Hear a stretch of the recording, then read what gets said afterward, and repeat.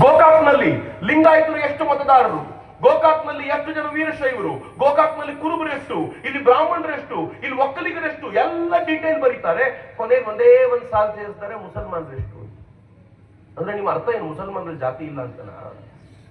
ಮುಸಲ್ಮಾನರಲ್ಲಿ ಮೇಲ್ವರ್ಗದವ್ರನ್ನ ಅಶ್ರಫ್ಗಳು ಅಂತ ಕರೀತಾರೆ, ಕೆಳವರ್ಗದವ್ರನ್ನ ಅಜಲಫ್ಗಳು ಅಂತ ಕರೀತಾರೆ.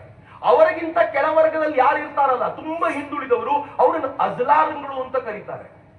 ಈ ಅಜಲಫ್ಗಳು ಮತ್ತು ಅರ್ಜಾಲ್ಗಳನ್ನ ಸೇರಿಸಿಕೊಂಡು ಪಸ್ಮಂಡಾಗಳು ಅಂತ ಕರೀತಾರೆ. ಈ ಪಸ್ಮಂಡಾಗಳನ್ನ ಮೇಲ್ವರ್ಗದವ್ರು ಹತ್ರಕ್ಕೂ ಸೇರ್ಸಲ್ಲ.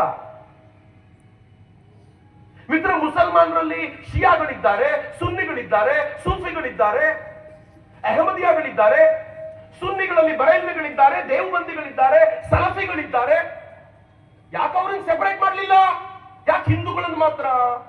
ಯಾಕೆ ಅಂತಂದ್ರೆ ನಾವು ಒಡೆದೋಗಿದ್ದೀವಿ ಅಂತ ನಮಗೆ ಪದೇ ಪದೇ ಪದೇ ಪದೇ ಹೇಳಿ ನಮ್ಮನ್ನು ಕಿತ್ತಾಟಕ್ಕೆ ಹಚ್ಚಿ ಅವರು ತಾವು ಅಧಿಕಾರದಲ್ಲಿರುವಂತ ಪ್ರಯತ್ನವನ್ನ ಬ್ರಿಟಿಷರು ಏನ್ ಮಾಡಿದ್ರು, ಇವತ್ತಿಗೂ ಆ ಪ್ರಯತ್ನ ಮುಂದುವರೆದಿದೆ. ಜಾಗೃತರಾಗಬೇಕಾಗಿರುವಂತ ಹೊತ್ತು.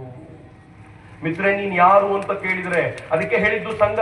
ಮನೆಯಲ್ಲಿ ಕುಟುಂಬ ಪ್ರಬೋಧನ್, ನಮ್ಮ ಹೆಣ್ಣು ಮಕ್ಕಳೊಂದಿಗೆ ಡಿಸ್ಕಷನ್ ಆಗ್ಲಿ. ಇವತ್ತು ನಾನು ಮಾತಾಡ್ತಿರ್ಬೇಕಾದ್ರೆ ಅನೇಕರಿಗೆ ಅನ್ಸಿರ್ಬೋದು, ಏನಪ್ಪಾ ಚಕ್ರವರ್ತಿ ಈ ತರದ ವಿಚಾರ ಎಲ್ಲ ಮಾತಾಡ್ತಾರೆ. ಹೌದ್ರಿ, ಇದನ್ನ ಮಾತಾಡದೇನೆ ಈ ಸ್ಥಿತಿ ಬಂದಿರೋದು ನಮಗೆ.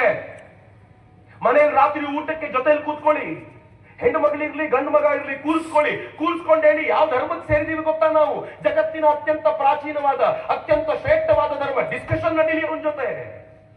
ಯಾವ ರೀತಿ ಮತಾಂತರ ಆಗುತ್ತೆ ಗೊತ್ತಾ ಅಂತ ಮನೆಯ ಮಗನ ಜೊತೆ ಡಿಸ್ಕಷನ್ ಆಗ್ಲಿ, ಮಗಳ ಜೊತೆ ಡಿಸ್ಕಷನ್ ಆಗ್ಲಿ. ಲವ್ ಜಿಹಾದ್ ಅಂದ್ರೆ ಏನ್ ಗೊತ್ತಾ ಅಂತ ಹೆಣ್ಣು ಮಗಳ ಜೊತೆ ಚರ್ಚೆ ಮಾಡಿ ಅವಳನ್ನು ವೀರಾಂಗನೆ ಕಿತ್ತೂರು ಚಂದಮ್ಮ ಮಾಡ್ರಿ, ಅವಳನ್ನು ವೀರಾಂಗನೆ ಝಾನ್ಸಿ ರಾಣಿ ಲಕ್ಷ್ಮೀಬಾಯಿ ಮಾಡ್ರಿ. ಅದ್ಯಾಕೆ ಅವಳನ್ನ ಕೈಲಾಗದ ಹೆಣ್ಣು ಮಗಳ ತರ ಸೃಷ್ಟಿ ಮಾಡಬೇಕು? ಯಾವ್ದೋ ಹುಡುಗ ಬೈಕ್ ತೆಗೆದುಕೊಂಡು ಬಂದ ಅಂದ ತಕ್ಷಣ ಅವನು ಹಿಂದೆ ಕೂತ್ಕೊಳ್ಳುವಂತ ಒಂದು ಆರ್ಡಿನರಿ ಹೆಣ್ಣು ಮಗಳಲ್ಲ ನಮ್ಮ ಮನೆ ಮಗಳು. ಯಾರಾದ್ರೂ ಹುಡುಗ ಮತ್ತೊಬ್ಬ ಹುಡುಗಿಗೆ ತೊಂದರೆ ಕೊಡ್ತಾ ಇದ್ರೆ ಅವನ ಚರ್ಮವನ್ನ ಸೀಳಬಲ್ಲಂತ ತಾಕತ್ತಿರೋ ಹೆಣ್ಣು ಮಗಳು ನಮ್ಮ ಮನೆ ಹುಡುಗಿ ಅಂತ ನಮ್ಮ ಹೆಣ್ಣು ಮಕ್ಕಳನ್ನ ತಯಾರು ಮಾಡ್ಬೇಕಲ್ಲ. ಯಾವತ್ತಾದ್ರೂ ನೋಡಿದ್ರೇನು? ಈ ದೇಶ ಆಪರೇಷನ್ ಸಿಂಧೂರ್ನಲ್ಲಿ ಭಾಗವಹಿಸಿದಾಗ ಬ್ರೀಫ್ ಮಾಡ್ಲಿಕ್ಕೆ ಕೂತಿದ್ಯಾರು?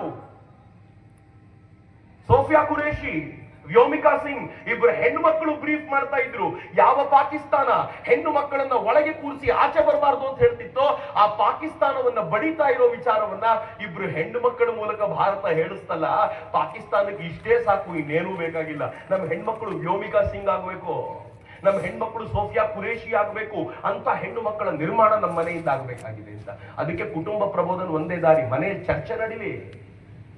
ಮನೆಯಿಂದ ಹೊರಗೆ ಬಂದ್ರೆ ಏನಾಗ್ಬೇಕು ಗೊತ್ತಾ? ಸಾಮರಸ್ಯದ ಮಾತಾಡಬೇಕು.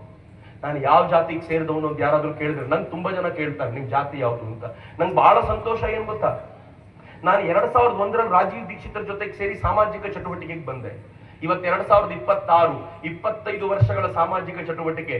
ಇವತ್ತಿನವರೆಗೂ ಯಾವನಿಗೂ ನನ್ನ ಜಾತಿ ಗೊತ್ತಿಲ್ಲ. ನನಗಿಂತ ಖುಷಿ ಪಡಬೇಕಾಗಿರೋ ಯಾವನಿದ್ದಾರೆ ಹೇಳಿ?